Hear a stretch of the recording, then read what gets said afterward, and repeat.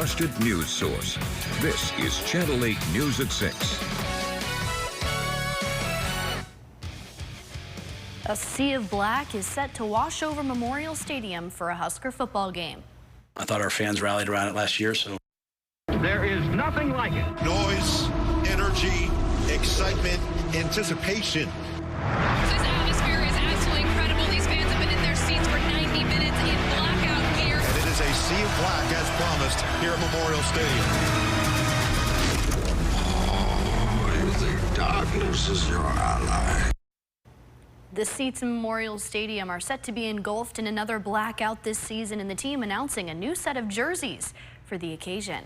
Good evening, everyone, and thank you for joining us tonight. I'm Mackenzie Johnson. The blackout returns. Now, you probably remember this from last year.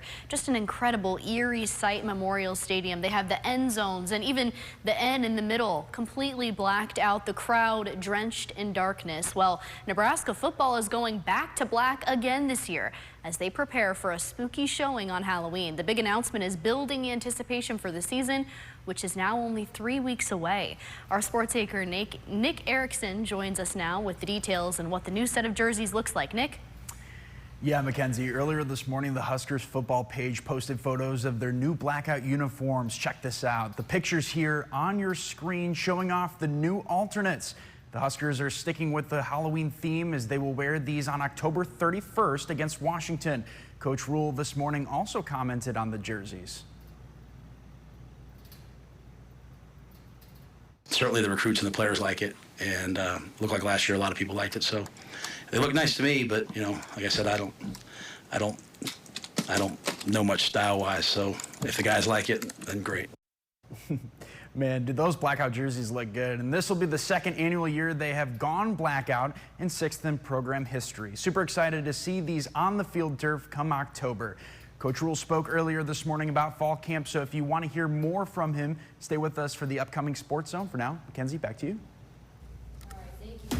Well, a rainy start to this Saturday. Puddles pooling on the cement this morning, and you can see the capital city got some good moisture this morning in this video sent into our Now Local News app by citizen journalist Melanie. The rain leaving behind quite a bit of humidity out there, though. Let's get a live look over Lincoln now from our tower camera. Warm and muggy outside and still a lot of clouds lingering. Is the sun finally going to make an appearance tomorrow? Let's ask meteorologist Dominic Ferraro. Dom? Hey, good evening, Mackenzie. Yeah, hopefully we'll see a little more sunshine. It'll kind of start out cloudy, though, for your Sunday morning and then leading into mostly clear skies as we head through the afternoon. The main story, though, for the rest of the evening here is we're keeping track of several areas of showers and thunderstorms, the worst of which certainly in the Panhandle, coming off then the elevated terrain. Though if we take a closer look here into southeastern Nebraska, a few lighter showers and thunderstorms have tried to just linger on here into your Saturday night. So if you're going outside for any evening plans here, just keep an eye on the radar. These will likely stay fairly scattered in nature. For the rest of your Saturday, though, we still have that slight level 2 out of 5 risk of severe weather for the Panhandle and far southwestern Nebraska, with a marginal risk then extending into central and southeastern Nebraska. 2 rounds of storms, first of which there in the Panhandle, as we saw just a second ago, and then another round will come up from portions of Kansas as we head through the overnight hours. They have a severe thunderstorm watch for the Panhandle now until 9 o'clock Mountain Time. We'll keep an eye to see if any additional watches are issued going forward. Nice little bird going across there, your Owl Communications camera. Overcast skies here at the capital city as we take a look there to the west at South 21st and L Street. Going forward, temperatures here hanging out in the lower 80s for just a little bit longer, though plenty humid outside for those outdoor plans here on Saturday night as well. Starting to see a little more clearing then as you get into central Nebraska, though that cloud cover going to stick with us here in Lincoln for some time. The lower 80s for the 7 o'clock hour, then down into the 70s as we head closer to midnight, and likely not going to get too much cooler than that then as we head into early Sunday morning, as the humidity still sticking around the mid-70s as well. So you're going to notice that kind of thick feeling in the air as we go through tonight into early Sunday, and will slowly taper off then as we head into the start of the work week. We'll have more details on those storm chances and the week ahead coming up in a few minutes. Thank you, Dom. Developing now, police say a man is behind bars tonight after a serious crash involving alcohol and high speeds here in Lincoln. Officers flooding the scene near 42nd and O Streets around 1:30 this morning. Citizen journalist Kevin sharing this video and many more that we're just about to show you. But you can see here a very active scene, a lot of police cars and lights flashing in the night. Authorities launching their investigation into what happened. Here's what LPD has told us so far. Now, it started when one of their sergeants noticed a driver going 104 miles per hour near 48th and O Streets. But before they could stop the vehicle, LPD says the driver lost control, striking the median and then crossing over into the opposite lanes of travel before running into a retaining wall. All of that leaving behind the significant damage that you can see here in these videos. But the good news, no other vehicles were hit in all the chaos. According to LPD, the driver was this man, 35-year-old Mohammed Ramadan. They say he was driving drunk and tried to resist arrest, but he was not hurt in the crash. He is now facing several charges. And authorities working to piece together what happened in another crash, this one between a vehicle and an ambulance. Citizen journalist Brian sending in footage of this crash to our Now Local News app, which was at 27th and South Streets this afternoon. You can see some debris there in the intersection, and the front ends of both the vehicles seem to be busted up. We have called LPD and are waiting for the crash report to be released, but so far, no word on what caused the collision or if there are any injuries. New at 6, a major road shut down in Lincoln today after a water main break. Now, we broke this news to you last night just minutes after it happened, and citizen journalist Brian showing us the updated scene today at 27th and Old Cheney. The water main breaking and spilling water across the roadway. Officials shutting down westbound traffic there as crews are working to repair it all day today.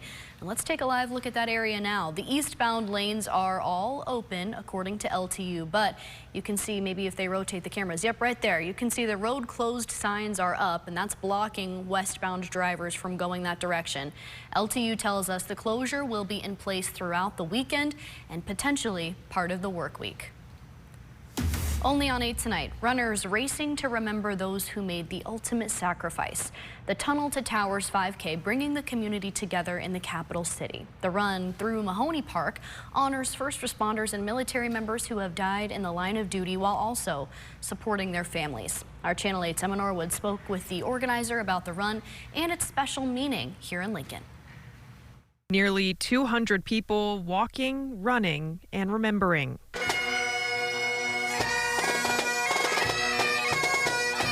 This is the scene in Lincoln today for the Tunnel to Towers 5K run. Everybody from the Department of Corrections, Army, Air Force, National Guard, LPD, LFR, everybody. It's so important because those are the ones who protect and serve us. They're the ones that keep our community safe, and we just want to honor them even here today and those that we've lost in the line of duty. The foundation was created in honor of firefighter Stephen Siller, who ran through the Brooklyn Bridge Tunnel toward the Twin Towers on September 11th, 2001. Now, runs like this one continue that legacy by supporting the families of first responders and military members. And for director Kaylani Baber, this hits close to home. My husband passed away in 2021 from COVID. He worked for the Department of Corrections. And after he passed away, the Tunnel to Towers stepped in and paid off our mortgage for us. One runner wearing a special number today, honoring one of their own who recently died.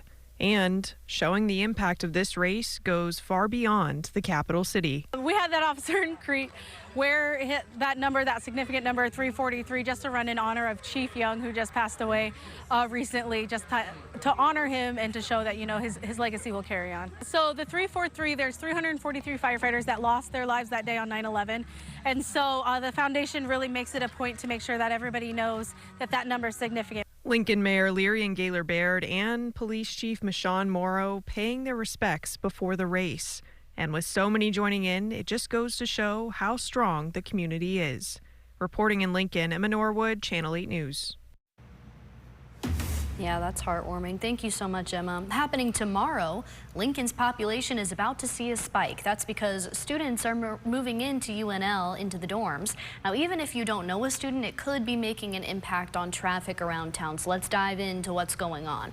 Students are going to be arriving on campus all day long, and while they're doing that, authorities will be closing down several roads around the downtown area. Let's go ahead and take a look at some maps here in a second.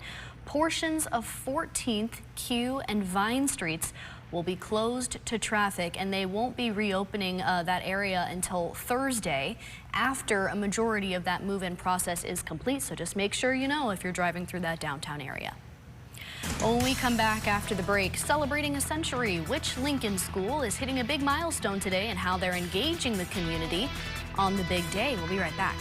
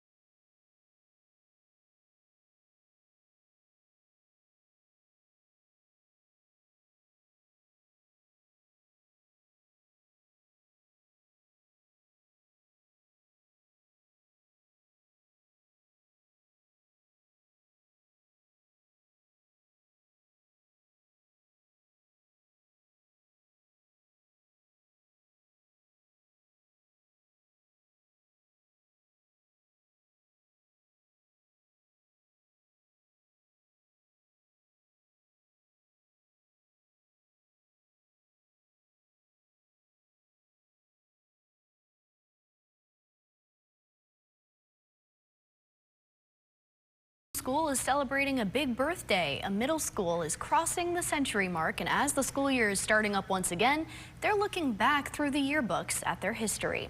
Park Middle School in South Lincoln opening its doors to the community today and celebrating 100 years. The school's past out on display throughout the building, giving hundreds the chance to walk down memory lane. Current and past students getting to see the school in a way they might not have seen it before. My biggest goal is that people feel the sense of community and the feel of the building, because it really is a welcoming place. And then again, being able to reconnect and see people that maybe you haven't seen for a long time. Now, the original building was constructed back in 1882, but today marks 100 years since it was rebuilt and expanded. The school holding games, tours of the building, and informational talks from a local historian. And if you know of any students who are great singers, now's their time to shine. The NSAA is looking for soloists or groups to perform at state championship events this upcoming school year. Now, they have to audition if they want to sing the national anthem, but if they're chosen, they'll get to showcase their talent. The NSAA says if anyone is interested to work with your school's vocal music teacher or athletic director. And several storm chances remain in the forecast as we head through the rest of the weekend and into the start of the work week. I'll break down how you could be impacted in your full forecast after the break.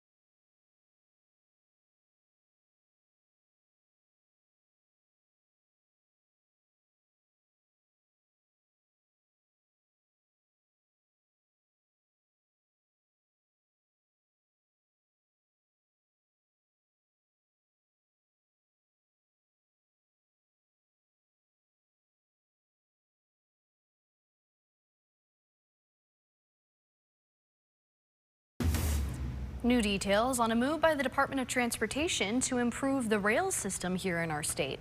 NDOT is asking for your feedback on 140 BNSF railroad crossings in multiple different counties. That includes Lancaster, Sarpy, Cass, Saunders, and Douglas counties.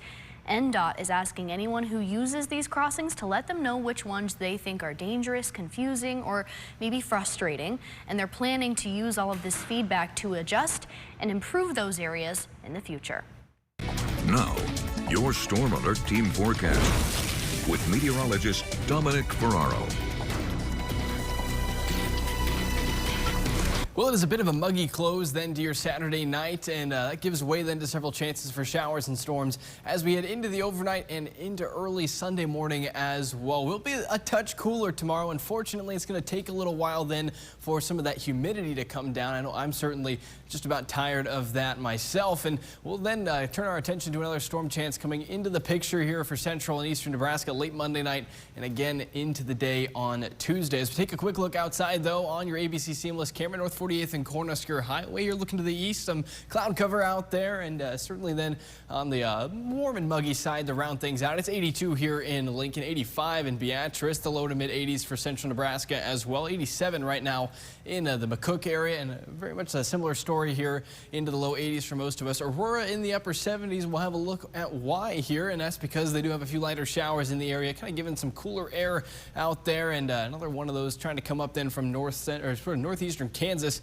closer to Beatrice there in southern portions of Gage County. Fairly scattered though for those showers and thunderstorms here in eastern Nebraska. The main concern here over the next several hours though will be this line of showers and thunderstorms in the Panhandle and southwestern Nebraska. We expect that then to move to the south and east as we head through the next couple of hours. Here's 10 o'clock tonight and fizzling out as we head into very early Sunday morning. When that line fizzles out, then we'll have to keep an eye then for portions of south central and southeastern Nebraska as another system then from Kansas is going to try and lift its way up here into southeastern Nebraska. There's a little bit of kind of some disagreement in the models right now on how far to the north this area of storms then makes it on Sunday morning, but 1 to 2 of these could still be on the strong to severe side. That leaves us then with partly to mostly cloudy skies to start your Sunday, leading then to partly cloudy then mostly sunny skies as we round things out there in the afternoon and evening. We'll turn our attention to the western half of the state once again for your storm chances for Sunday,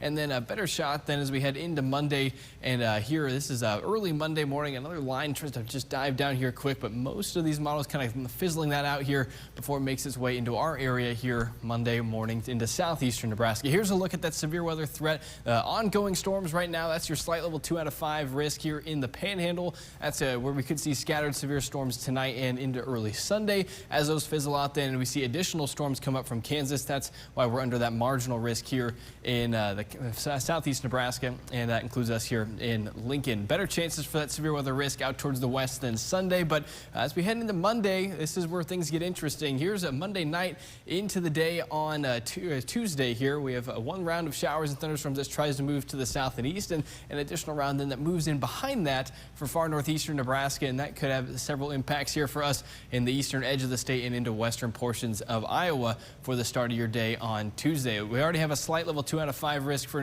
north central and into northeastern Nebraska for that Monday time frame there, and already then eyes on that Tuesday chance. Now, all of these days that we mentioned here, those main concerns in the strongest storms will be the potential for large hail, damaging winds, and at times localized flooding.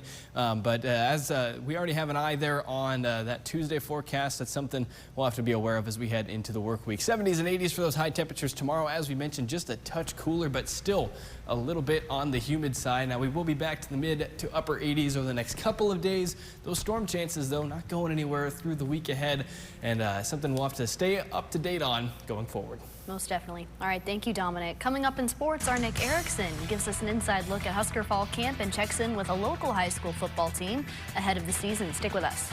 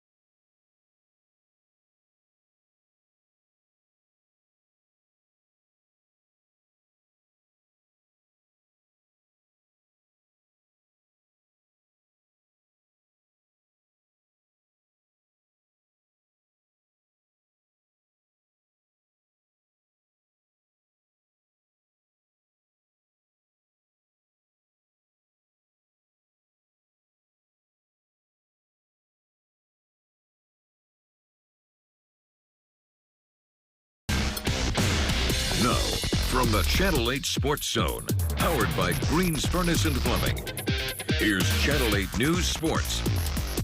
The Channel 8 News Sports Zone.